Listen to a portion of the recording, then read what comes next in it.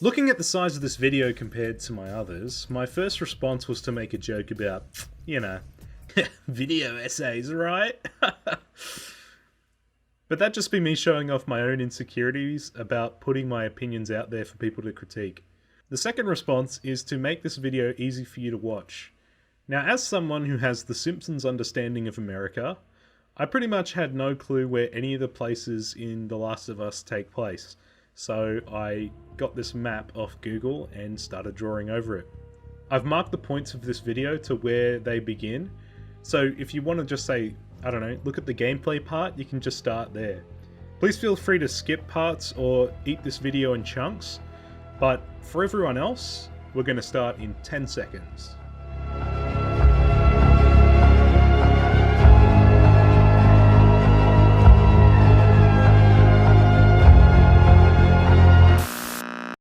Before gamers had Strangle With Your Dad 2018, they had to make do with The Last of Us.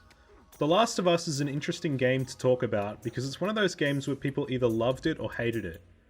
I remember this game being called the Citizen Kane of gaming not 3 months after Bioshock Infinite was called the exact same thing. But that's not why you came here. You came here for a long drawn out video with a drone like me talking about the game from my armchair about I'm such a smarter person than Neil Druckmann.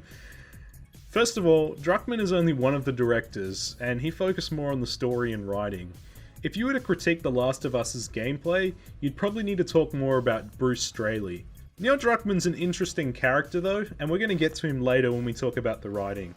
This video is about The Last of Us, but rather how it holds up on the game's most difficult setting, Grounded. Grounded can be illustrated pretty visually like this. This is the original Last of Us. It was a pretty good game, you know?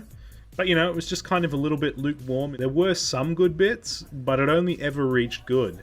And there were some not so good bits, but they weren't ever offensively bad. Now, this is The Last of Us on Grounded. There are no shades of grey. Only parts which are absolutely incredible, and parts which are terrible. In this journey, we're going to be looking at the game in 7 parts, 3 of which cover Left Behind, Factions Multiplayer, and a surprise game which I need to talk about before I can talk about the story. Before I begin, I'm going to assume that you've done your homework though, and you know the general critiques of The Last of Us. Yes, the game is different to the E3 video. Yes, it does have environmental storytelling. And yes, the sniper section is absolute bullshit. But I'll be revisiting these through the lens of how Grounded changes these only. Let's begin the introduction of this critique by looking at how the game came to be. It could be suggested that The Last of Us started as an internal mod for Uncharted. Looking at some of the test level footage from a channel called Freako, it seems to be a pretty safe bet. However, this is a bit of an understatement. The Last of Us is not an indie game, and unlike indie games which start off as a dumb idea which eventually turns into an awesome or good game, games like this start on a piece of paper and are run past producers. Probably Sony. The idea might not even be playable for months. And during that time, bold new ideas might actually be terrible ones, or absolutely not what they were going for. The Last of Us was one of those games which came out during the height of the video game zombie epidemic. While this review is going to be kind of critical in some parts, I want to say personally that the game was one of the few games which inspired me to get into making games. Some of that I think comes from where the game squanders potential, but this isn't a blind bash of the game. I want to make that very clear. I think that Naughty Dog has set up an extremely solid footing for The Last of Us as a gameplay and character-oriented franchise. I do however think that Grounded shows the series' strengths more than its flaws, so I'll be discussing this in detail.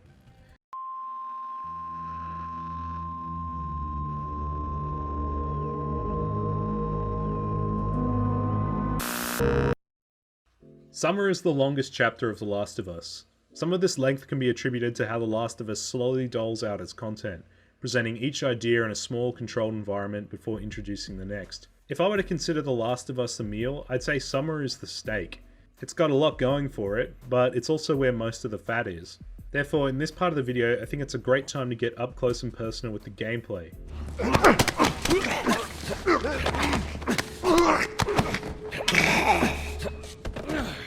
Grounded is a bell curve of difficulty, and for this reason, I think anyone who enjoyed that initial slap in the face the Souls series offered can look at way worse games than Grounded. The first thing you'll notice on Grounded is that ammo in the game is in woefully short supply.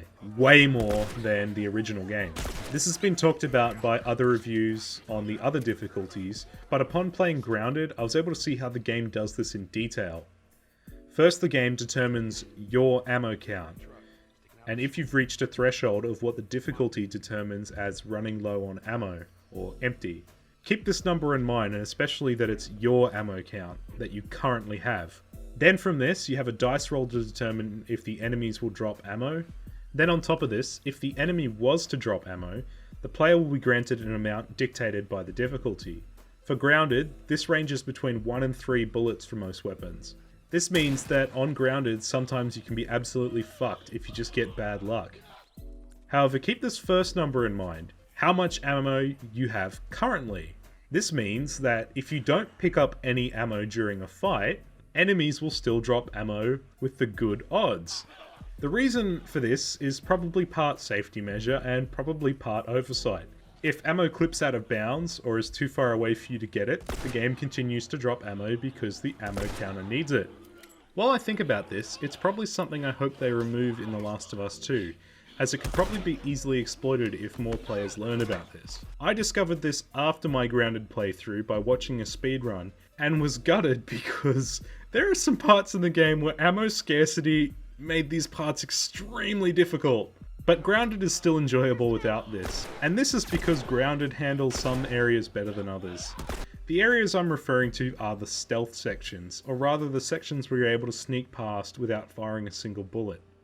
It is possible to play Grounded like the back of the box, where sometimes choosing to avoid a fight is possible, and this is so much more satisfying and climactic. There are some parts in Grounded where slipping out of a fight while enemies look for you just feels so good. These areas are better parts of the game because they show a closer representation of those E3 demos which emphasized how the balance of power works. I'll come back to this in a moment and why I think this difficulty setting works better at conveying this. I want to talk briefly about why the force combat or head-on charging just doesn't work in Grounded. This is because of how healing works, and the toss-up between health or pocket nukes. What are pocket nukes, you may ask?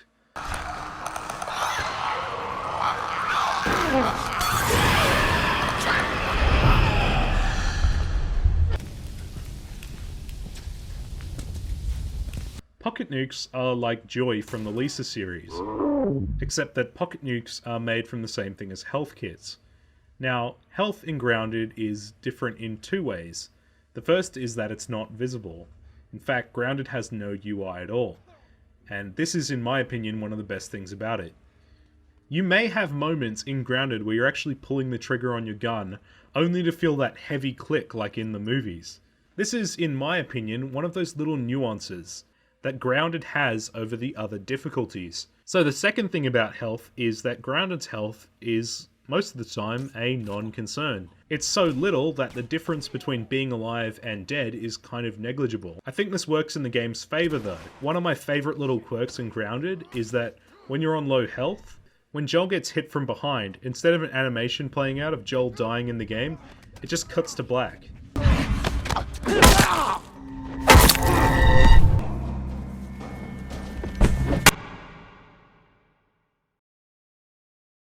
Now, maybe this was present in the original game, but on Grounded, because you're so much more vulnerable, this happens more often than you'd think. Especially when you're just learning how to play with the new enemies. And this is why I think the AI, which would surprise you like in the original E3 demos, feels more present in spirit. Pay for that!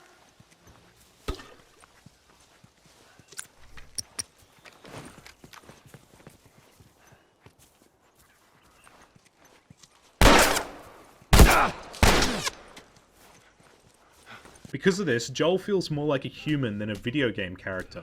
This shot my immersion through the roof, and had me grinning at times when it felt like I really wasn't able to just shoot my way through the level.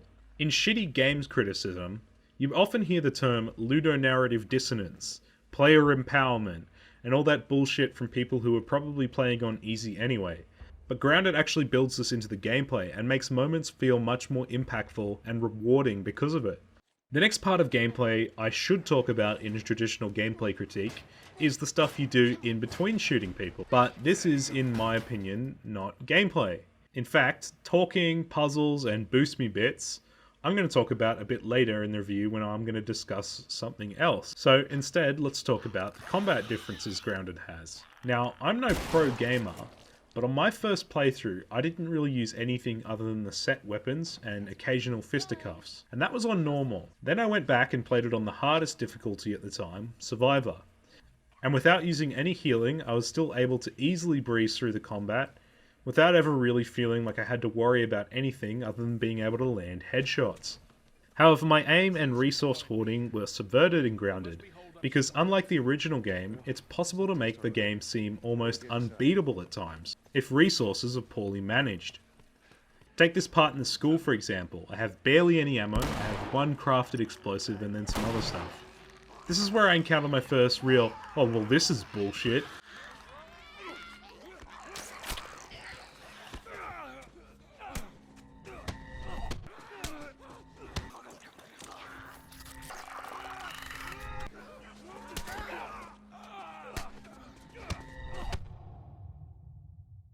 And thought, alright, well I must have ruined my save. So I thought, well, me being a smart boy, I'll find a way to get around this. The first thing I did was try loading the chapter rather than my save. No good, because all my upgrades were gone. Well, the next thing I thought was, I'll save scum it. I'll save scum the harder areas by swapping it to easy mode. Making a half-handed complaint about the game is sometimes bullshit and blah blah blah. How was I supposed to figure that out? But Grounded's ammo count is the same as easy, it just has a different drop rate. So upon loading, I still had the same ammo count as before. This meant that I'd have to get smart, and by that it meant that I'd have to use parts of the game I'd ignored in my other playthroughs. As well as another technique, which I'm going to get back to later, real later in this video, okay? The first thing I had to learn was how good bricks and bottles actually are. Bricks and bottles are able to one-hit enemies in two ways. The first is that Joel can throw a brick at an enemy, followed by a powerful melee hit. And the second is that Joel can use the brick as a knuckle duster. This causes enemies to be stun-locked until dead. The bricks and bottles are good weapons, but have a trade-off as they alert enemies when you kill them with them. But hey, that's no different from guns anyway. Bricks and bottles have two small differences though. Bricks are good for killing, whereas bottles are better used for distractions. Bottles have a larger radius when creating noise, whereas bricks are better used as melee weapons. To some extent I like this, but I feel bottles have been kind of left out in the cold.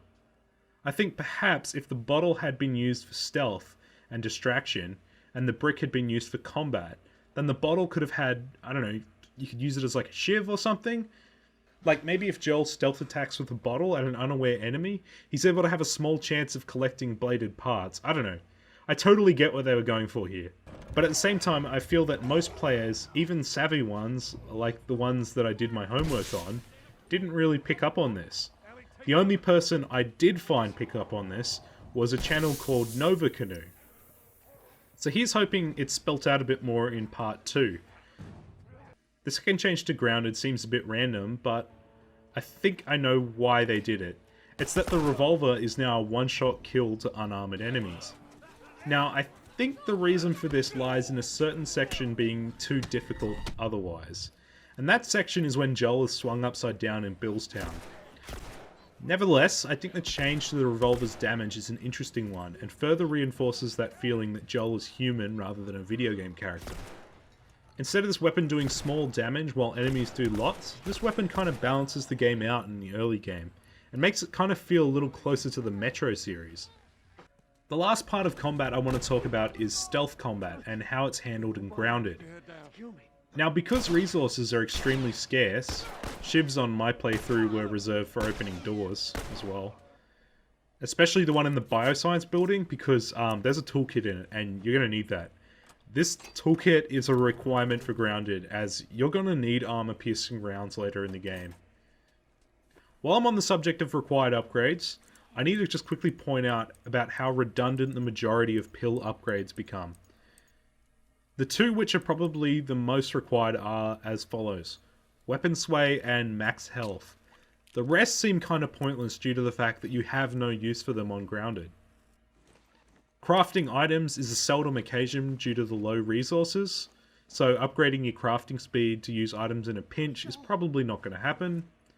Healing speed is not likely because you're not going to want to sacrifice the same resources for medkits when you could be using pocket nukes. Listen mode is disabled, and Shiv Master is not really worth it due to Shivs being a commodity resource which you don't want to be wasting on enemies. Back to how stealth works, I like that clickers are now a threat due to Shivs being such a rare resource. Think about clickers and how the only way to kill them is by making noise. This is what the enemy type needs to be threatening. I understand how in the base game this was balanced around the hearing mechanic, but this ended up making them easier in my opinion because of how often you were stealthing around anyway. With the added damage model of the infected, if a fight begins, so does a large amount of noise, usually resulting in Joel killing an infected or running away. This means that clickers are likely to follow, and that means that Joel is likely to cause more problems for himself trying to take the infected head on. But this is also where I started to notice that NPC buddies are more or less set dressing. There's a small chance they might kill the odd enemy, but for the majority of encounters, the enemies are just likely to brush off every hit.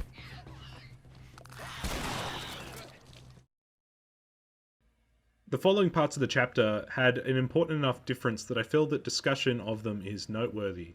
I'm going to do this for every chapter, and that means that we're getting close to the end of our first part, which is kind of the largest, and, you know, that's on the gameplay. But some of these parts, they're interesting. Escaping the government patrol was interesting because it shows that the AI is actually designed to know exactly where you are at all times. This kind of reminds me of that GDC talk on Devil May Cry, in which enemies will attack players in groups while others hang back and, wait for a time to attack the player. In The Last of Us, this was a moment where I walked out of the area only to find the guards hobble towards me. When Ellie covers Joel with the rifle, it's a much more meaningful scene on Grounded because it actually feels like teamwork. Because enemies are so difficult to kill in Grounded, Ellie being able to actually snipe and kill makes this feel great and actually meaningful. When Ellie and Joel are separated and Joel goes to the flooded part of the building, this is where I realized that stalkers are using spooky AI. They already know where you are and they're designed for you to run past them. This is also where I realized that bloaters make no sense. However, I like this part because it was possible to run past. Opening the door, knowing that enemies are coming behind you, and making it out, that was a good feeling. The sniper area was interesting because on higher damage, it makes the threat more tangible. The idea is to wait in between shots and avoid the road. It does, however, make it pretty clear that you are only supposed to take the right-hand side. Yeah, the sniper being invisible is dumb, but only because up until this point, the game had done a pretty good job keeping the tone consistent. I bet Bruce Straley wakes up every night and realizes that, if he had a mook you could shoot and just skip this scene, he would have probably avoided like 1,000 emails he got about this. This was also the part I realized that some of the enemies are like randomly chosen between like gun guys and melee guys. Like look at this. This is the exact same spot and the enemy that spawns in is different.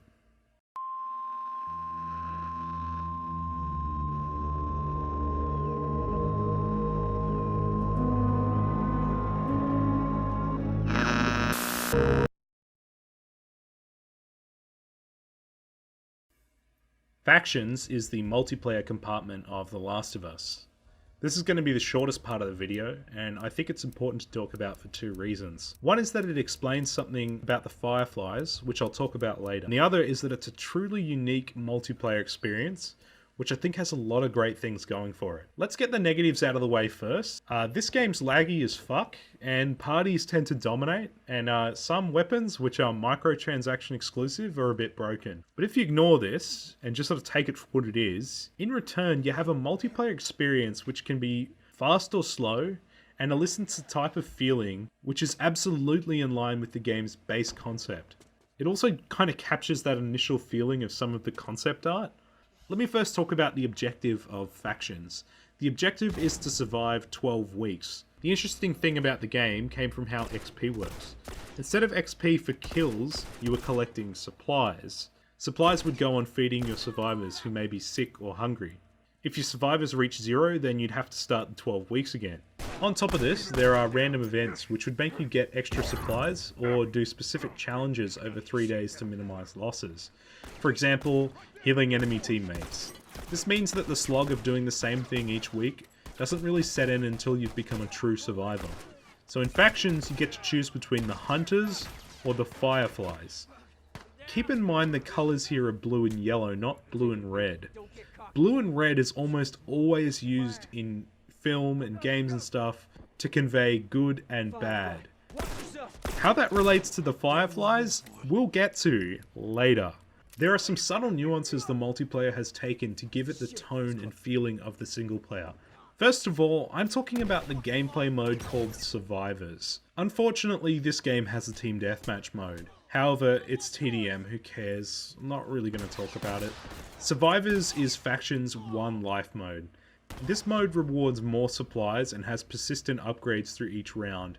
This makes it so that eco rounds and smart play are legitimate strategies. Survivors works in that if you're the last one alive, you're granted extra parts to fight off the remaining enemy's kill squad. Parts are used to buy armor, ammo, upgrade your weapons, buy purchased weapons. This means that as the round goes on, mistakes are more punishable. Like, look here, I loaded into this match and my entire team disconnected, only to find myself against this shit.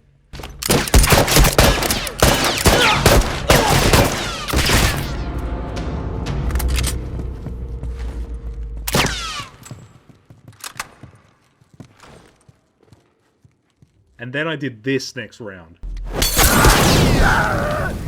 Boom! Down one tourist!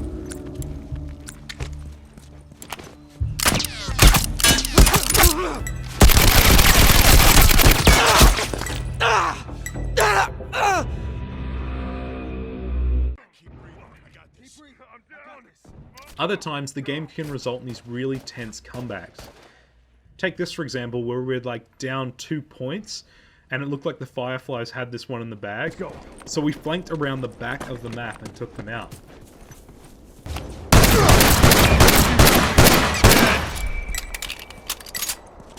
Those tourists are fucking done.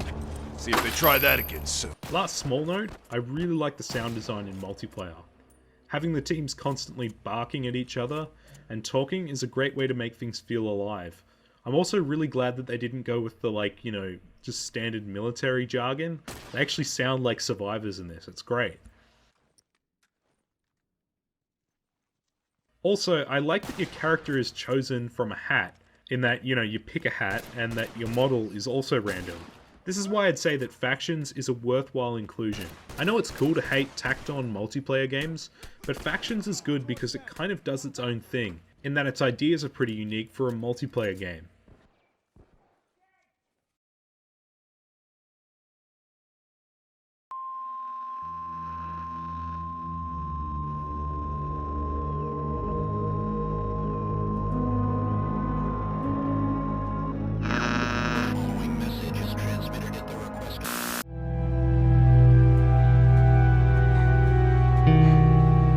Fall is the second chapter of The Last of Us, and it's where on our journey we'll be looking at the game's technology. So, independent from gameplay, you have what I'm going to call tech. If gameplay is those parts of codes where you control and interact with the game, then technology is all that other stuff. AI, lighting, aesthetics, graphics, these are all integral to parts of the game. The main takeaway from this is that all this stuff had to be scripted, bug tested, and optimized. And maybe some of it got left on the cutting room floor and then, you know, re-added in later. You know, or maybe let's save it for the sequel or something like that. Something I think people misunderstand is this conception that graphics and gameplay are sort of like this balance. You know, like the way you talk about, you know, like a drawer of socks or something like that. So, you know, like, oh, I can't fit any more gameplay in because it's full of graphics. To put this in the 2013 gamer speak, sacrificing gameplay over graphics. Oh, Consoles and PCs are getting more and more powerful, and yet despite this, the only thing modern tech seems to be getting used for is making games more graphically intensive at the cost of everything else. With the extra time it takes to create such detailed modern aesthetics out of the way, it would probably be much easier to develop much larger titles than we're getting now, because devs would actually, have time to make the game part instead of texturing walls all day. I think people kind of think that if you're modeling, you're also like doing everything else, when in reality, you have like all these different jobs. So, like, you have people doing environmental modeling and like texture work, and then like the coding, and then rigging, animating. It's like all separate jobs.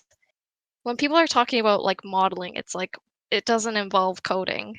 People think it's like, oh, game development, and it's just like, okay, you're a game developer, so you're going to be doing everything. It's like that's not how it works, especially in AAA games. It's like it's broken down like, you know, like quite a lot, and the pipeline's like always different depending on the studio. But since technology's really evolved, like a lot of the programs that these people use to be able to like create assets and stuff have also improved. So it takes a lot less time to like create a lot of these things, like even texturing and stuff, like, like a lot of it's like procedural, like you can make procedural textures, procedurally generated textures and whatnot. Sorry to have to tell you this. Player input takes up barely anything when it comes to CPU usage. The idea that people say games are choosing to have good graphics over gameplay or 60 frames a second is a bit stupid. I mean, a while ago I played The Order 1886.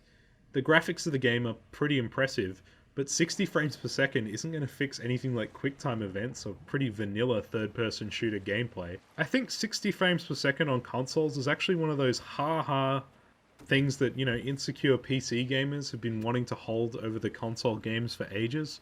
I mean, I get that it was originally a joke, Glorious PC, Master 8, The Casuals, all those classics. But I think there came a point where people actually thought that arguing this point was like a form of consumer activism. I want to explain why 30 frames per second, in my opinion, is better for the long run. First, we need to remember that the PlayStation 3's specs were 256 megabytes of memory, or RAM, and 256 megabytes of video memory. Jumping to the PS4, this went to 4 gigabytes of RAM and 4 gigabytes of video memory. While I have a PC, which is no slouch, there's a very real art of squeezing every last drop out of every frame. Now, what this means is that you're going to have to get the most of 256 megabytes out of every 30 frames per second. The trade-off for 60 frames per second is that you now have to render twice as many frames with the same limited budget. This means that the same amount of frames in 60 FPS now only gets 128 megabytes, because it has to use that other 128 megabytes to render those other 30. Now, while some people have an issue with 30 frames per second, I think it's important to realize that The Last of Us and all these other Sony exclusives will eventually be ported to better hardware. Consider for a moment if the game actually had run at 60 frames per second on its original release on the PlayStation 3, and how much more the game would have cut in terms of its technology. And I'm not talking about graphics here, I'm talking about all that other stuff. This is the profiling tool. These are all the SPUs. Here's the GPU, and then here's the PPU. You can see, like, here's the main process, and here's all the sub-processes, and you can see, tells you, like, how many milliseconds and cycles it's taking. The programmers are whiz at modifying this stuff and realizing, oh my god, why is this thing so big? We're taking 10 milliseconds on this thing. And then that's when they come over and find somebody and hit them over the head with a club and be like, why are you doing this? I love, we put the 30 frames per second goal because that's what we shoot for.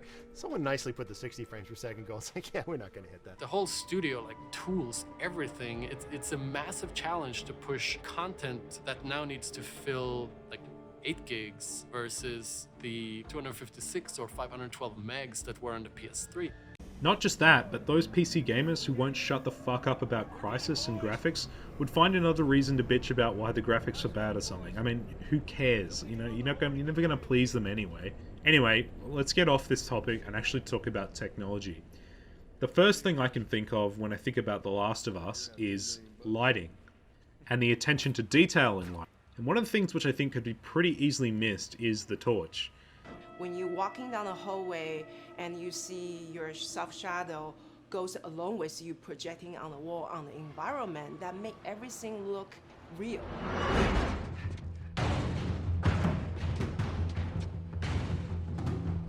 Now the torch is a direct light source. So in 3D modeling, let's just summarize it. You say you've got spot lamps, sun lamps, direct light, and ambient light. So what does The Last of Us do with the torch? I mean, obviously it's a direct light. Well, what it also does though is it bounces that light of what you're looking at into the ambient light. I want to have the environment be really dark, but also at the same time have colorful surfaces that are sort of hidden, so when a flashlight hits one of those, it bounces off onto the ceiling. If you shine a light on a red wall, it will bounce the red lighting on the whole environment. And it's very difficult to do, very expensive, but we did it. Everything should have a bounce lighting, otherwise the world is gonna feel dry and unrealistic. I doubt many people pick this up because it's kind of subtle. I urge you to go play some games with bad torches in them, and then realize what's going on here. I also like how the lighting works in these spore segments. I mean, just look at this, it's great.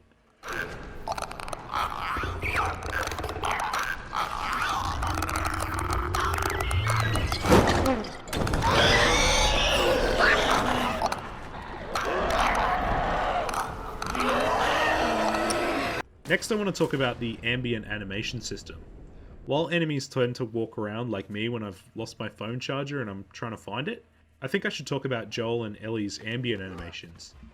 Because other zombie games, like let's say DayZ, which have all these like realistic ballistics and survival bullshit, always feel and play like simulators. The actual movement feels pretty stiff.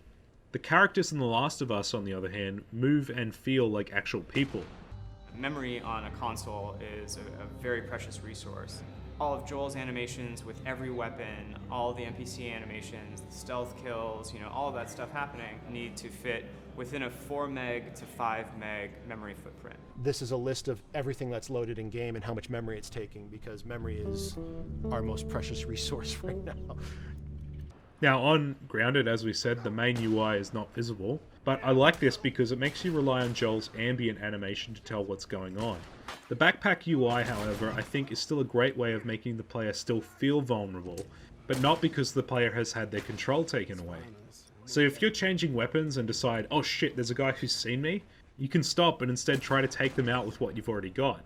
Now, earlier I talked about puzzles and I said that they're not gameplay, and I'm going to explain why, and also why I prefer this. Now, for the three of you who haven't clued into what I'm talking about, this is how the game handles culling and background loading.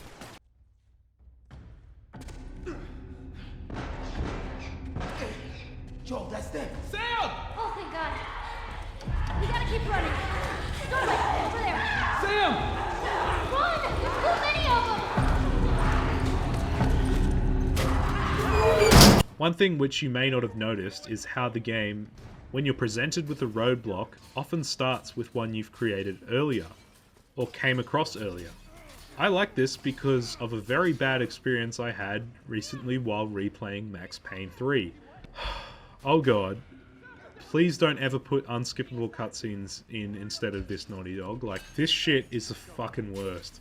Talking sections, ladders, crates, swimming, these parts of gameplay aren't in any way challenging, and maybe that's the point, maybe they're a necessary evil. Something I've started noticing is that how games are getting bigger in physical size, smart design is taking place for culling objects. My favourite one in recent memory is Bloodborne. This trap whacks you in the face and then goes off the cliff so it can be deleted. I mean, hey, it all adds up in the end. The Last of Us was clearly at the end of the life cycle of the PS3, but that didn't mean that all those hurdles were for nothing. Playing through Uncharted again recently, it's the same thing. Climbing, sliding, and other things to cull objects. I mean, how many times does Drake fucking grab a rock and he goes, whoa! Next I want to talk about the AI. Well, more particularly, the enemy types. Let's start with the Infected and then move on to the human factions. The Infected were not originally going to be in The Last of Us. Now, that's not to say they were a last-minute addition, they clearly weren't, but I think part of the inclusion was to help The Last of Us stay gameplay-focused. To rate infected enemies on a scale, I would say runners are okay, clickers are pretty good on Grounded, that's asterisk, asterisk, asterisk there. Stalkers are incredible, and bloaters are stupid video game things which shouldn't be in this game, as they currently are. Now, the reason bloaters are dumb is because they have this attack which makes no fucking sense. I can buy them being strong, or having bladed edges, or whatever, but when they throw spores at Joel, which explode, that's where I not only saw them as a video game enemy, but one of the stupidest fucking things. That's where I not only saw them as a video game enemy, but thought about how stupid this part is. Keep in mind for a second how Joel has a gas mask in his bag. Now what's even dumber is that later in the game, you actually end up going against these with a gas mask on. More than once. So what happens? This is so dumb. I mean, you could argue that it's acidic or something, or that it's like shrapnel, but it currently makes no sense because it just looks like fucking powder, guys. Like, so the reason why stalkers are my favorite enemy type is because they have the most interesting AI pattern, spooky AI. And I haven't really seen anyone talk about this. I remember watching Matthew Matos's video, and he said the enemies can see as well as hear, and Joseph Anderson I don't even think really realized they existed. So let me explain these. They're using spooky AI. You know, spooky AI. God, the way they peek out at you. They're always moving as a team to disorient you too. And they work like this. If you run past them, they won't chase you.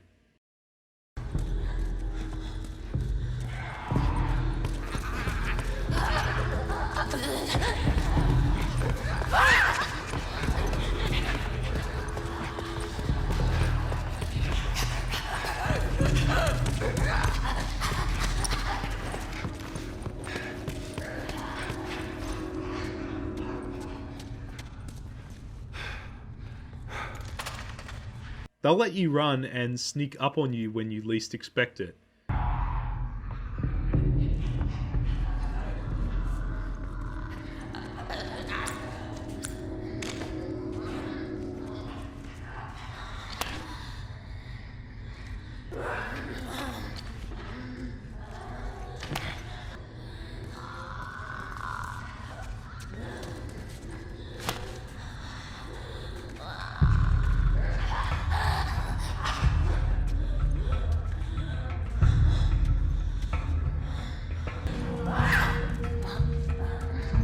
They're also designed to sometimes run if you spot them.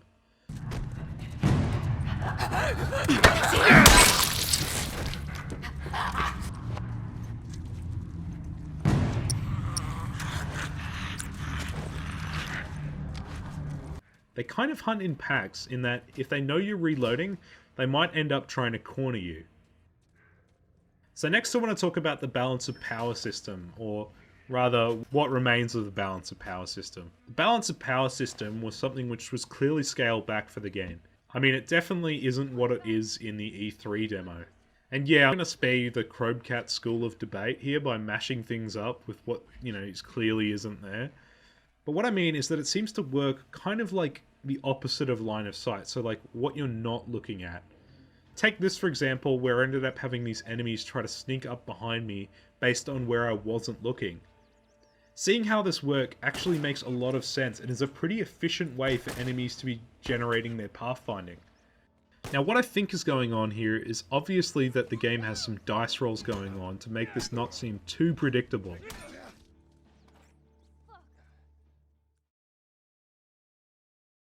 Get the horse. So the parts where Joel talks with Tommy and Ellie are great because they're pretty well acted.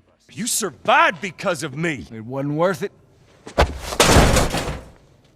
I bring you the cure from mankind, and you want to play the pissy little brother?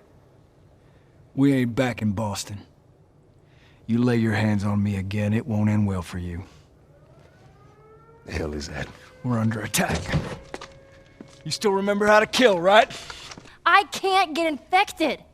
I can take care of myself. How many close calls have we had? Well, we seem to be doing all right so far. And now you'll be doing even better with Tommy! Not her, you know. What? Maria told me about Sarah. Ellie? And You are treading on some mighty thin ice here. I'm sorry about your daughter, Joel. But I have lost people too. You have no idea what loss is. Everyone I have cared for has either died or left me. Everyone fucking except for you. So don't tell me that I would be safer with someone else, because the truth is I would just be more scared.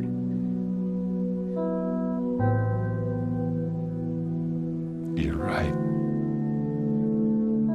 You're not my daughter. And I sure as hell ain't your dad. And we are going our separate ways. Get it together. We're not alone. When Joel and Tommy fought through the dam here, to me it showed off how bad Grounded handles checkpoints. It also shows how bad the forced fighting areas actually are. The area where Joel is stuck in a spored place is aesthetically cool. I think this part is probably one of the better bits because you can actually run past all the enemies rather than fighting them all. I also think this might be a unique cutscene, I don't know.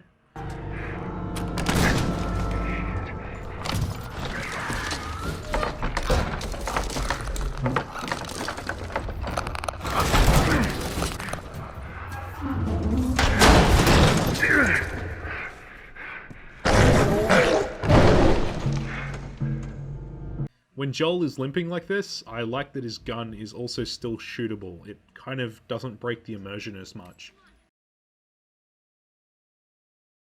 When I started in the spring, there's like 12 people in the program, and then now we're down to like 4 or 5.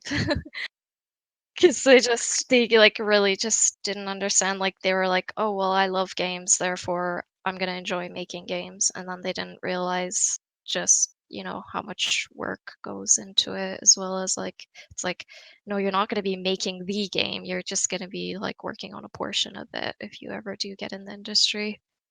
Especially when you get into triple game, it's like you're probably like as a newbie, like you're probably only going to be working on really, really like tiny assets that are going to be like repeated throughout the game, not like a character model or.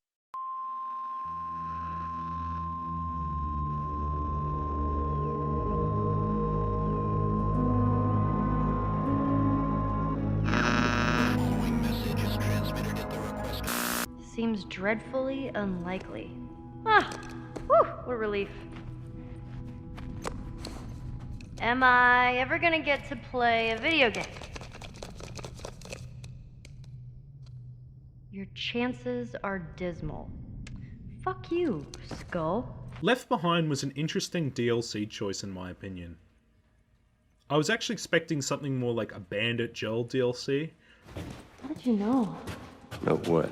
about the ambush? I've been on both sides. Oh. But I'm pretty happy that overall the Left Behind DLC exists. Because Left Behind gives us a little bit more of an insight into Ellie. Which if you take the Left Behind chapter as 2 chapters, in that we have the present chapter and the past chapter, it clues into parts of Ellie that we never really see. What I love about this is in that both of these chapters we see how Ellie is like when she's not around adults or people who are telling her that she's just a kid. I won't really be talking about, you know, the big controversial kiss, but I will be talking about Riley. Riley's one of those plot twists which played on my expectations. In the base game, I remember playing as Ellie and finding out about Riley through her dog tag. I miss you. So it was pretty interesting that Riley ended up being another girl, as my preconception was Riley was a boy. I mean, it's a unisex name and all. Looking back, I love how this name was unisex, as it really was a good way of adding a sense of mystery to Ellie's background. Left Behind takes place in a shopping centre, both past and present. I thought this was a great little stylistic choice, because it makes the reason Ellie's having flashbacks with her time goofing off with Riley more believable. Let's begin with the past chapter, because I think it's one of those parts which is more heavy on plot than substance. There are a bunch of minigames which Riley and Ellie go through, but for this critique, I want to say that it's pretty important that you learn about the Fireflies in this, and why they might actually be some of the worst people in existence.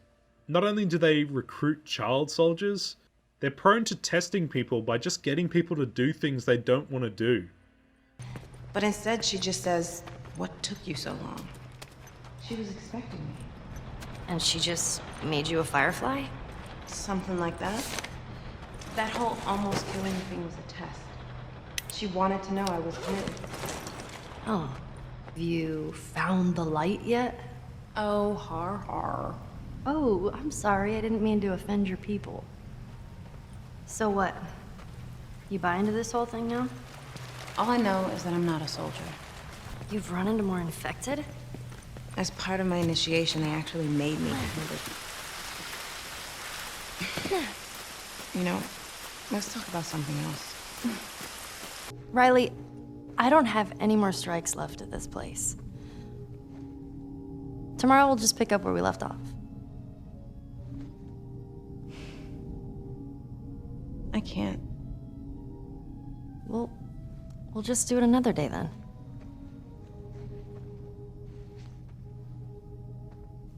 Okay, Firefly Girl, when? They've asked me to leave. Leave what? Boston. I'm supposed to join a group in another city. I argued with them to stay here. But you know how Marlene is. Nothing's easy with her. Everything's a test. They're picking me up tomorrow.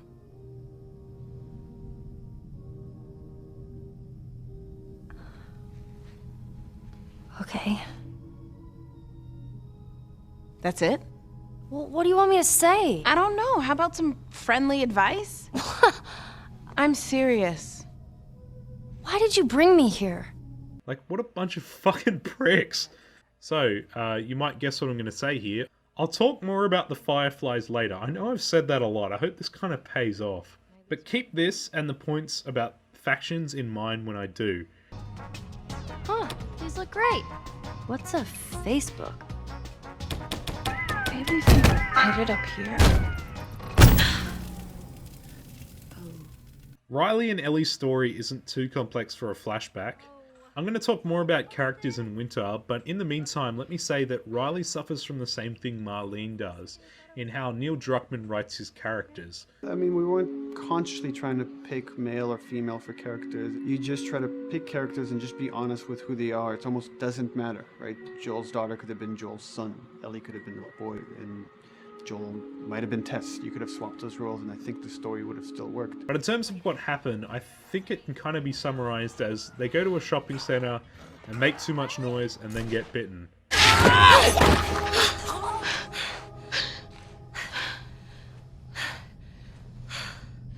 think it's clear. Ellie. Ellie, your arm.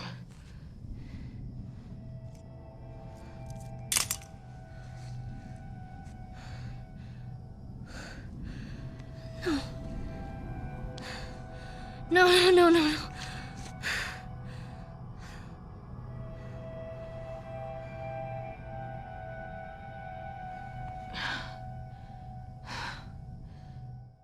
What happens after that, though, is one of those great show don't tell moments, which I think really humanizes Ellie.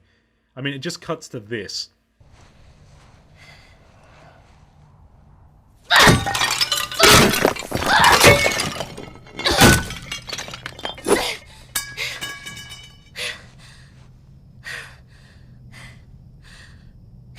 There's some more stuff over there you can break.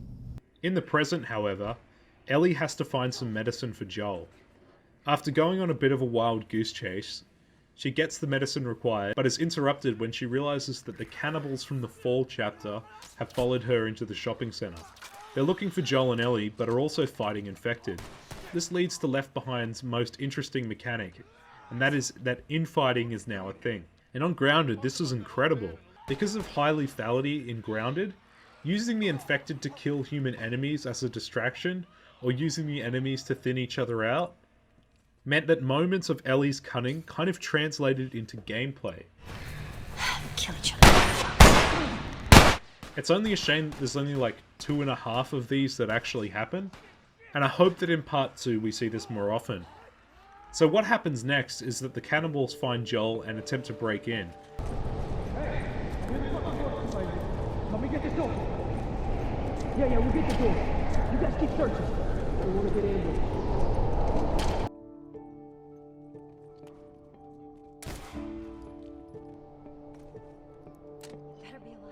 Anyway, Ellie rescues Joel, and we're on to the winter section. In winter, we're going to talk about characters.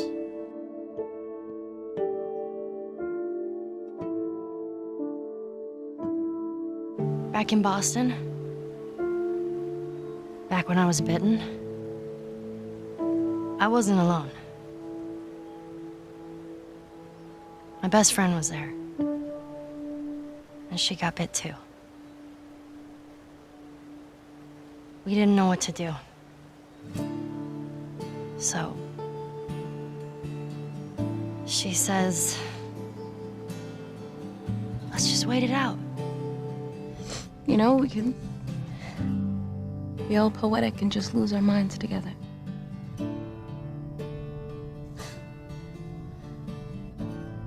What's option 3? Everyone I have cared for has either died or left me. Everyone fucking except for you. Come on. Let's get out of here.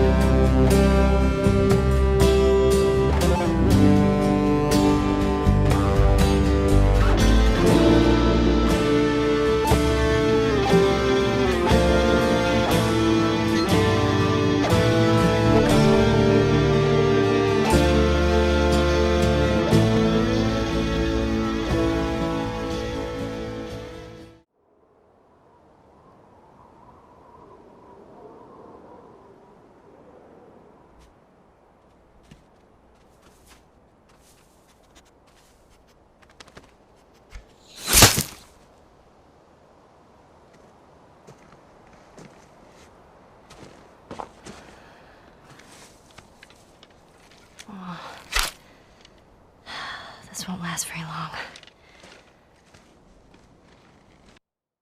In winter, we're going to talk about characters. Now, the girl. Is she alive? What girl? I don't know no girl. Fuck! Joel is a bitter and violent person, but he wasn't always like that. He's lost everything and everyone he's ever cared about. But instead of this being his biggest weakness, Joel has kind of turned this to work in his favor. Even people you would assume Joel would be friendly with are quick to remind him how much they hate him. We square. We're square. And get the fuck out of my town. You finish the job, you collect the whole damn payment. I haven't seen a Firefly in years. You know where they are. Now, I'm not asking for much, Tommy. I just want some simple gear, enough to set me on my way. What makes you think I'd do this for you? This isn't for me. Leverage is something which is integral to Joel's character. He has nothing or no one which people can leverage against him, and will ultimately always have a reason or thing to leverage against his own people. This is how you gonna repay me, huh? Repay you? For all those goddamn years I took care of us. Took care? That's what you call it? I got nothing but nightmares from those years. You survived because of me. It wasn't worth it. How do we know you got them? Well, I hear the military's been wiping you guys out. You're right about that. Whatever favors you think I owe you ain't worth that much. Actually, Bill, they are. If it was the other way around, would you have come back for us? I saved you. You saved me too. We would have drowned. He only needs to look after one person, and that's him. Joel is that kind of guy where if you asked him if he wanted a drink of water, he'd say no. But if you offered him one, he'd take it. Even when Tess is about to die, he doesn't really choke up over this. He isn't really fazed by it, other than, reminding Ellie not to bring it up. About Tess. I don't even know what Here's how this thing's gonna play out. You don't bring up Tess. Ever. Tell Tess that she can take this job. Don't you bring Tess into this! Shove it right up nothing to do with... Jesus. Joel is someone who accrues favors to twist the knife into getting people to do what he wants. Tommy and Bill are people he's done this to. That's why when Ellie saves Joel, his first response is to play it down and try to justify to himself that Ellie owes him nothing.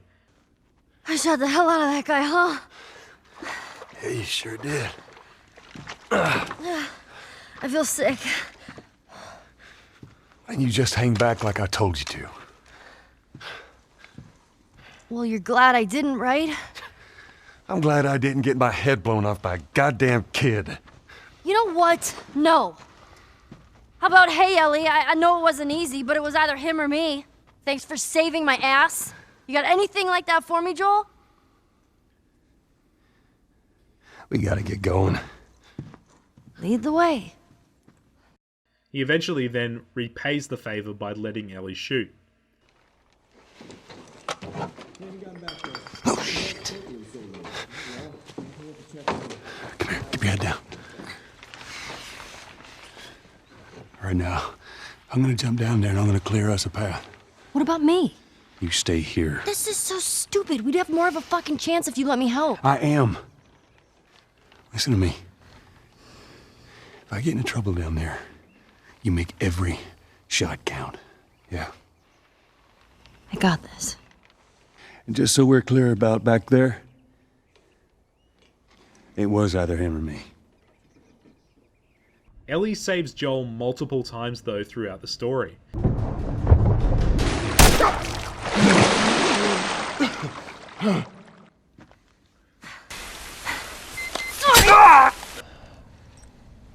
Don't worry. I've done this before. I'm kind of an expert. Ish.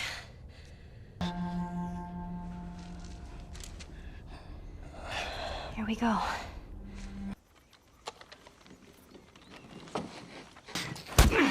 Look! Leave him alone. Easy, son. Just take it easy. It's all right. They're not the bad guys.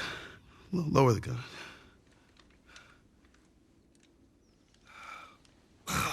Man, you hit hard. Yeah, well, I was trying to kill you.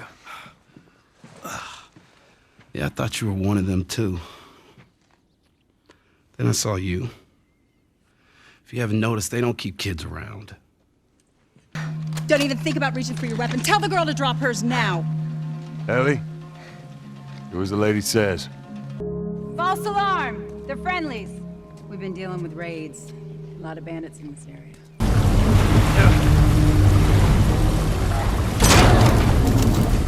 Ellie!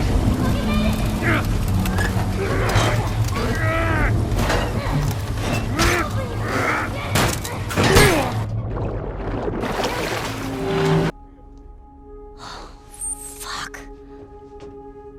They tracked me.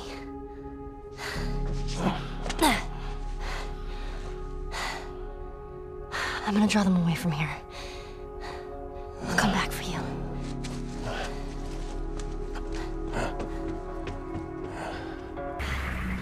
How many bullets do you have left? They're gonna kill us! What other choice do we have? We jump! No, it's too high and you can't swim. I'll boost you up, you run past them.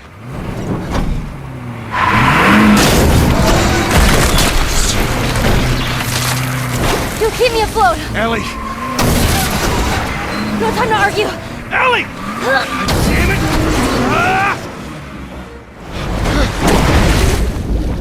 This was to me something I didn't realize at first. Joel has become increasingly in debt to Ellie. And speaking of Ellie,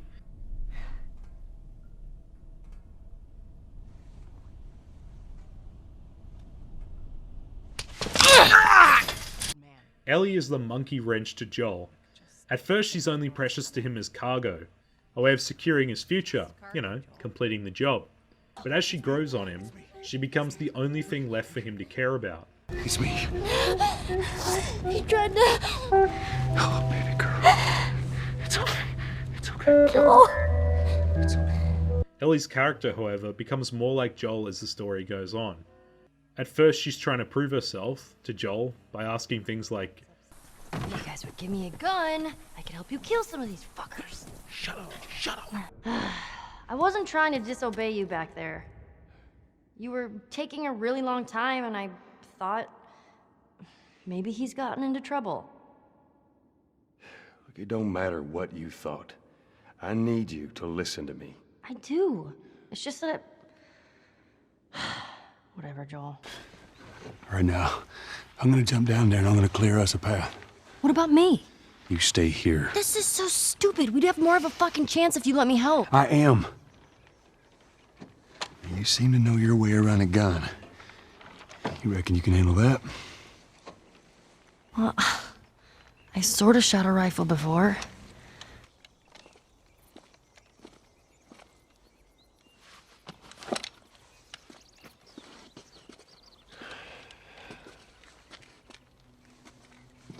How'd I do?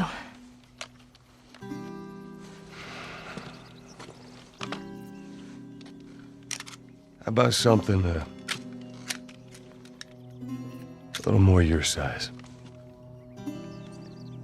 It's for emergencies only. Okay.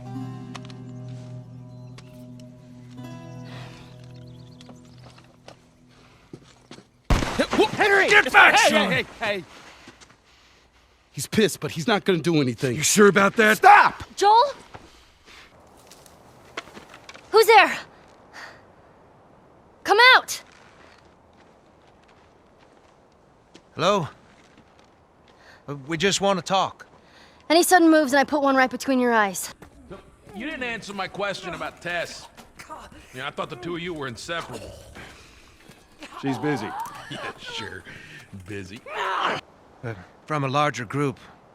Women, children. They're all very, very hungry. So am I. Women and children, all very hungry too. Easy! Please! Holy shit! Help! Are we gonna help him? Put your seatbelt on, Ellie. Well, what about the guy? He ain't even hurt.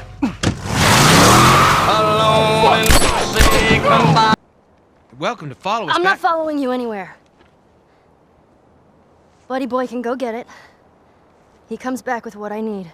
The deer is all yours. Anyone else shows up... You put one right between my eyes. That's right. Go and pull the bolt back. Grab it right there. Just tug it. There you go. And as soon as you fire...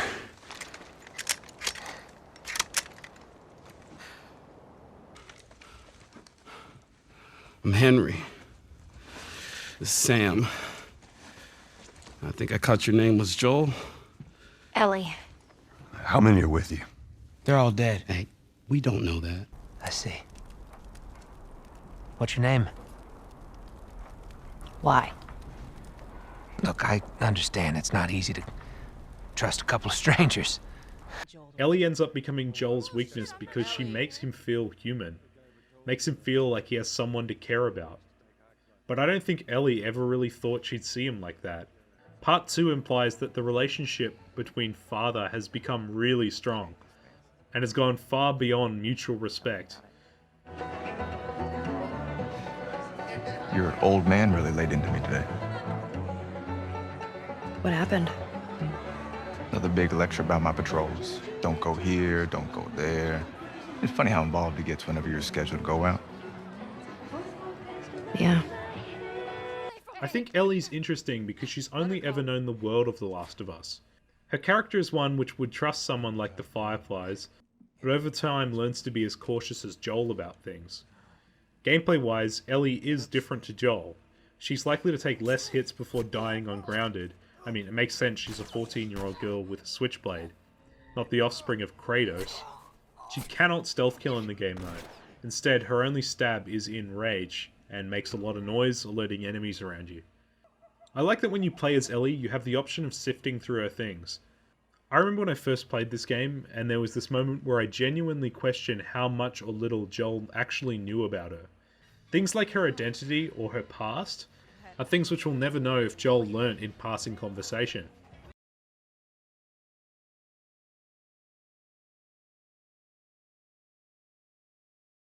So the scene where David and Ellie are trapped and have limited resources was really bad on Grounded, and this is the part I talked about earlier, where you can beat the game using a really scummy gameplay technique. I know Joke died more than like 100 times in this bit, because if Ellie comes anywhere near zombies, it's over, she's dead.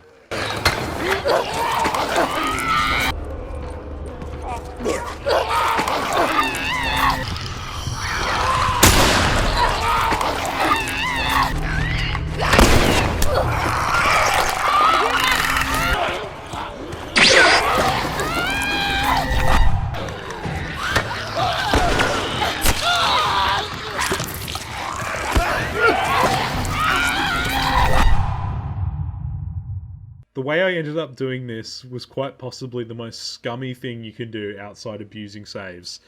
And that is photo mode scumming, which is going into photo mode, peeking around to look if there's like a zombie coming up behind you, and then legging it if they come close. The part where Joel wakes up and stumbles onto these guys is so good, because they're actually scripted to run away from you. I was having some Lisa the Painful flashbacks here. Don't let him get you!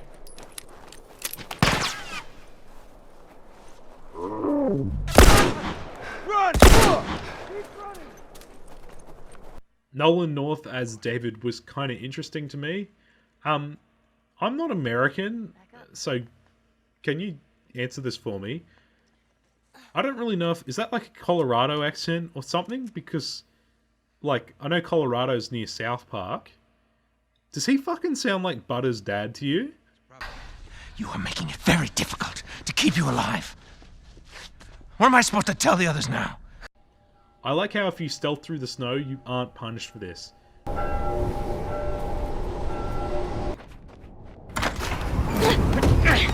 easy to track. How did you do it? It's all right. Nowhere to go. I also like that in this room you can see that it appears David is like a cult leader or something. Nice. David's fight is supposed to be beat with stealth, and on Grounded it's actually good because you can't use listen mode to actually look for him. I actually ended up using the plates to my advantage in this fight, and it made me feel like Ellie was outsmarting people once again.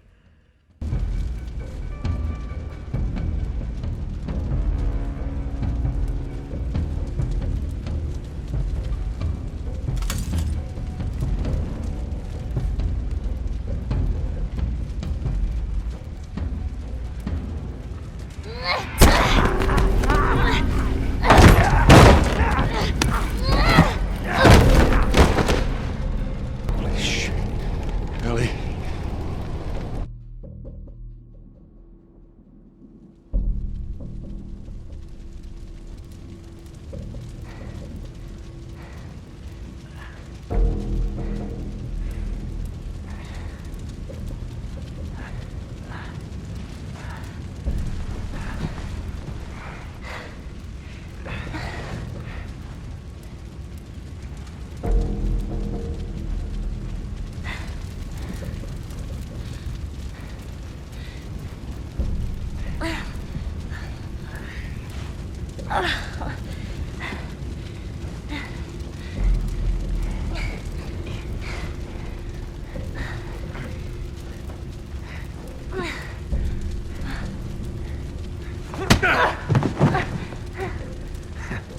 I knew you had heart. You know, it's okay to give up. Ain't no shame in it.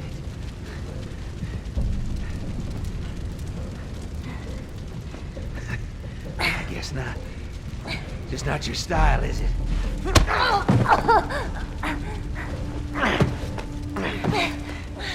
You can try begging. Fuck you. You think you know me? Huh? Well, let me tell you something. You have no idea what I'm capable of.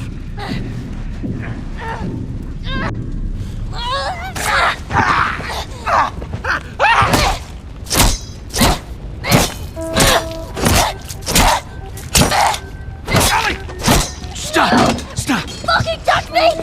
It's okay. It's me. It's me. It's me. Look. It's me. He tried to... Oh, baby girl. It's okay. It's okay. No. It's okay.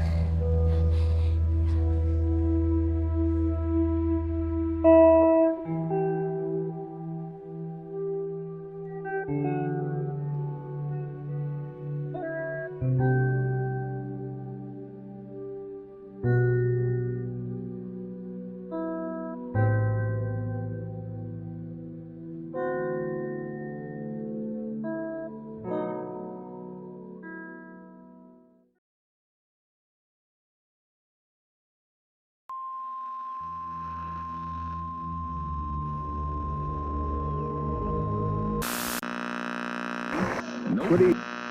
And now for something completely different. We're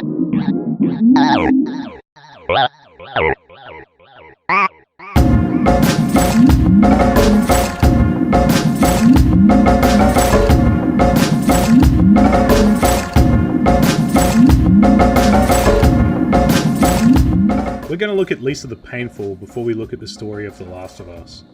The reason for this is because I think Ellie and Joel's relationship could have turned out extremely different, and Lisa explores this better than any AAA ever will. Lisa the Painful is an indie game which broke me, and by that I mean, it made me give up, making myself go the shame route and watch a Let's Play. Sorry, Austin. I'm just going to come out and say it. I suck at turn-based RPGs. But what Lisa lacks in my taste in gameplay, it absolutely makes up for in my taste in world design, and twisting the knife with player input. Lazy fourth wall breaking has become the stock standard make-your-game art technique, which I think people are starting to realize exists. I was actually upset whenever this game stopped having me shoot things so it can try and shove its artsy-fartsy finger up my ass. Which it did a lot. Because it does pure gameplay great. Mm-hmm. Yeah. I love running around and shooting at things. And then when the game stops and it tries to tell me, you're not really in control, the system's in control, and go ahead, we dare you, try and shut off the game, there is no real control. Hit escape. I hit Alt-Tab and X'd out the game. Yeah. Try again. Okay. There, I just disconnected. Who's in control now, bitch? But what I love about Lisa is that Brad isn't a self-insert of the player. Even though almost immediately you put yourself in your shoes and think, alright, goddamn dude, let's do this, let's go find Buddy. Brad will do things on his own accord and has problems which won't go away. You don't get a say in that. Joy, the game's drug, which makes you feel nothing, is something Brad is already addicted to. No matter what you do, Brad will always have withdrawals. No matter what you do, Brad is destined to become a joy mutant. Buddy is this game's version of Ellie, a surrogate daughter of Brad who has made her do things no one should ever have to do, even in an apocalypse. Ellie, like Buddy, is comfortable with violence. She's begging Joel to let her kill people. But on top of that, you have Ellie's demeanor and character. She is normal, a 14-year-old kid with pretty human responses to things. Jesus, Joel. Lisa, on the other hand, will give you no sympathy. Not only is Brad a character who is more than rubbed off on Buddy, Buddy is a truly violent and psychotic person. She's only ever known Brad's violence. But under all that, she's still aware of who Brad is. She knows how Brad makes her feel, and at the first sign of Brad showing any ounce of humanity, she rejects him. I'm pretty excited for The Last of Us 2 because I wonder if they'll go down the Lisa route. It's going to be a pretty interesting character if they end up critiquing Joel, rather than just playing him off as an overprotective dad. The difference between Lisa and The Last of Us is that Lisa explores this as a shitty thing, whereas I think The Last of Us sort of romanticizes it. Joel is a much better person than Brad, don't get me wrong, but I think there's room for exploration here.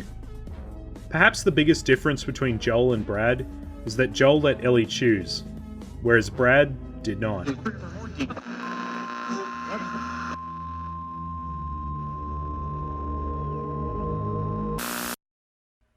story of The Last of Us is a pretty basic one.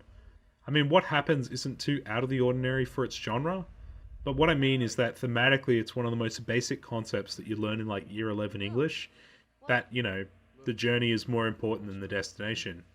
This is not really a surprise, seeing recently Neil Druckmann said that his stories are often simple stories but with complex characters.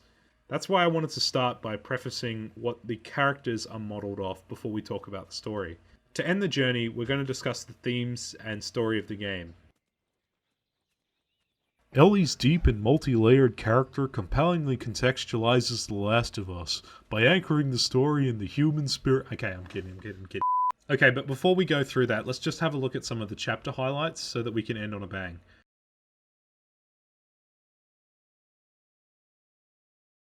The part where Joel kills all these infected was pretty crazy, but up until that point I was swimming in flamethrower ammo, so it was, I don't know. Like, I knew that I could use all my supplies, so it's just fun, but yeah. I like this little bit of environmental storytelling.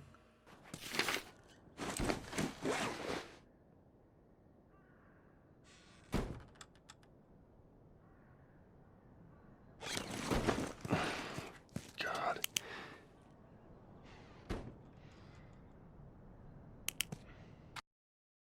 The part where Joel kills all the guards was great.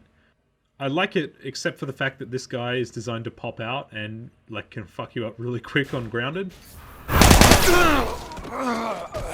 When you're dying in one hit, this part gets pretty tedious if you miss.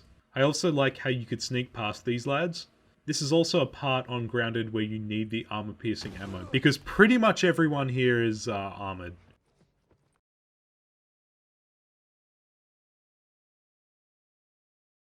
Let's quickly recap the story of The Last of Us in under 4 paragraphs. On the night of her father's birthday, Sarah wakes to find her dad, Joel, is missing. Joel returns in a panic state where he fights off one of his neighbours who appears to have gone insane. He's actually infected with cordyceps, a fungal zombie infection in the brain. Joel and his brother Tommy attempt to make their way out of town until they're split up. Joel makes his way towards the outskirts of town when he's confronted by a member of a military response team. Joel is about to be brained by the operator when he's saved by Tommy, only to learn that the only reason he survived is because the bullets meant for him were caught by his daughter. 20 years later, after the dawn of the apocalypse, Joel is now a smuggler along with his partner Tess, and wind up getting a job from the leader of the Fireflies, a quasi-resistance group. Their job is to smuggle a girl called Ellie out of the city. Ellie turns out to be immune to the infection. Upon realizing this, Joel and Tess make their way to the Capitol building in Boston. Upon arriving, it turns out that Tess was bitten and infected and is going to die. Tess makes Joel promise to see the kid delivered as a dying wish. Got to get this girl to Tommy's. He used to run with this crew. He'll know where to go. No, that was your crusade. I am not doing that. Yes, you are. Look, there's enough here that you have to feel some sort of obligation to me, so you get her to Tommy's. Joel reluctantly accepts, and over the course of the journey, Ellie and Joel grow closer. Joel and Ellie make their way to Wyoming to look for Tommy, Joel's brother. Joel attempts to palm Ellie off to Tommy, only for Ellie to find out and then escape. Joel and Tommy track her down, and Ellie confronts Joel for trying to avoid getting attached to her. They're ambushed by a group of bandits, but kill them and return to Tommy's town. Tommy reluctantly agrees before Joel realizes that Ellie was right, and that what he's really afraid of is becoming attached to Ellie and losing her. The pair make their way to Colorado in search of the Fireflies. Upon poking around, they realize the Fireflies have left. You're looking for the Fireflies. They've all left. Yeah, no shit. I'm dead. Or I will be soon. Got me some time to reflect. Been years that felt like we were... fucking thing was a giant waste of time. I'm not gonna do this anymore. Come on. Looking for the others. They've all returned to St. Mary's Hospital in Salt Lake City. You'll find them there, still trying to save the world. Good luck with that. After an encounter with some cannibals, Joel is seriously wounded. Winter begins, and Ellie, while searching for food, comes across 2 other hunters. The older of the 2, David, is actually the leader of the cannibals, the same which ambushed Joel and Ellie in Colorado. Upon learning this, Ellie hesitantly runs but finds that they track them to their hiding spot. Ellie is captured and taken by David, who is revealed to be running a bunch of kooks, and wishes for Ellie to be his bride. Joel awakes and finds out where Ellie is, only to find that Ellie has not only escaped by herself but killed David. Joel reassures her and embraces her as his daughter. As we've kind of seen the relationship grow between Joel and Ellie, it's this final chapter where the relationship is put to the test. Ellie and Joel arrive in Salt Lake City to meet with the Fireflies. When they meet with the Fireflies, it's revealed that they're going to kill Ellie in search of a cure for the infection.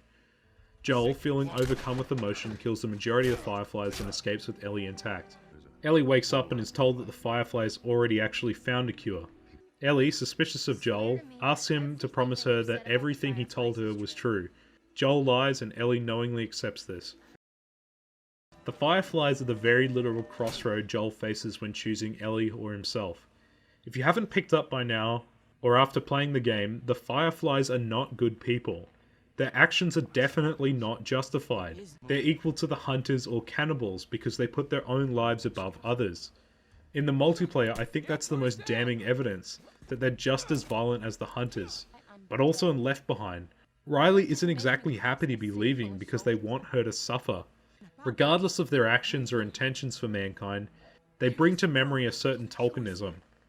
Many that live deserve death, and some that die deserve life. What do they eat? I think they're one of the best written aspects of Druckmann's writing, because for most people you'd assume that with a wanky slogan like "Find the Light," you're likely to think that this is a sign of a bad director trying to make a resistance movement seem heroic. I think it does the opposite of this. I think it's Druckmann intentionally writing them to seem like a generic resistance, so that people go in thinking they're going to be good people. Hey, I could be wrong, I just like to assume the best in people. Everything up until this point is a moral test of the characters' relationships. For Joel, this is looking at characters he could have become. Bill, if he only chooses to look after himself. Packing, let her find her own way. Look, let me tell you a story. Once upon a time, I had somebody that I cared about. A partner. Somebody I had to look after. And in this world, that sort of shit's good for one thing. Getting you killed. So you know what I did?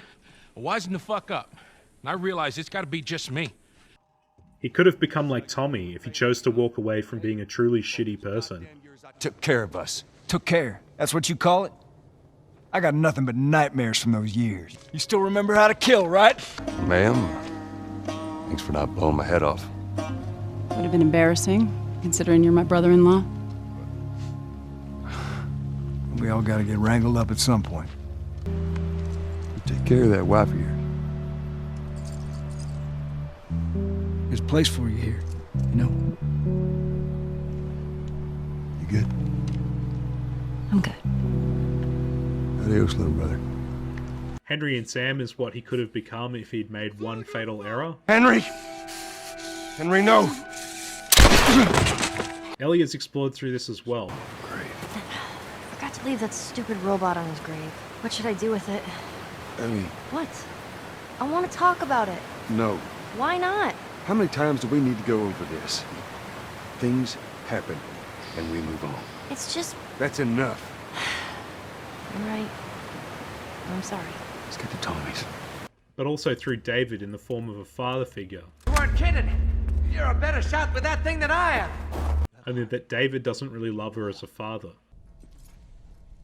And you're special. Oh.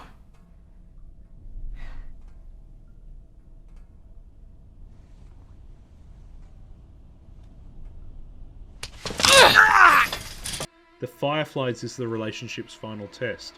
You don't have to worry about her anymore. We'll take care I of her. worry. Just let me see her, please. You can't. She's being prepped for surgery. The hell do you mean, surgery? The doctors tell me the cordyceps, the growth inside her, has somehow mutated.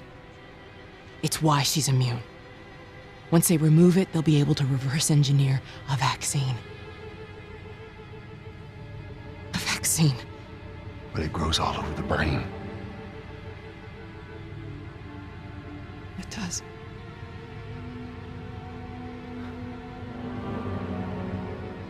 find someone else. There is no one else. So you were gonna show me where... Stop. I get it. But whatever it is you think you're going through right now is nothing to what I have been through.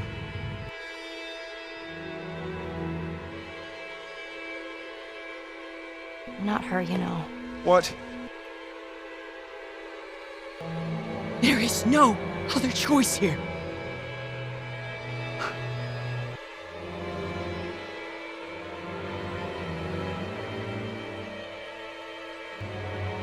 Yeah, you keep telling yourself that bullshit. We stick together. March him out of here. He tries anything, shoot him. Don't waste this gift, Joe. I said move. Give me an excuse. What the fuck are you doing? Keep walking. I said keep walking. What happened? Found the fireflies. Turns out there's a whole lot more like you. People that are immune. There's dozens, actually. They've stopped looking for a cure.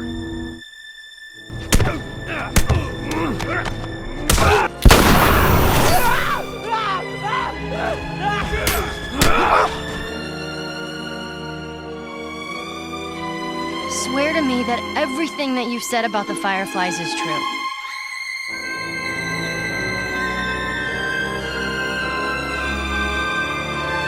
I swear.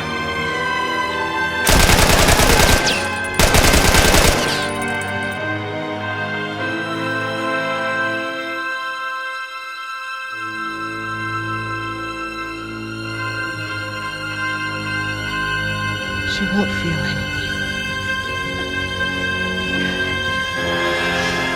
Wait! Let me go. Please. You just come after her.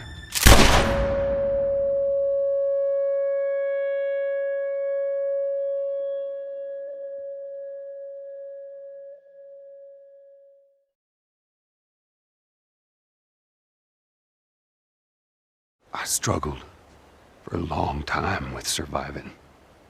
And you... no matter what, you keep finding something to fight for.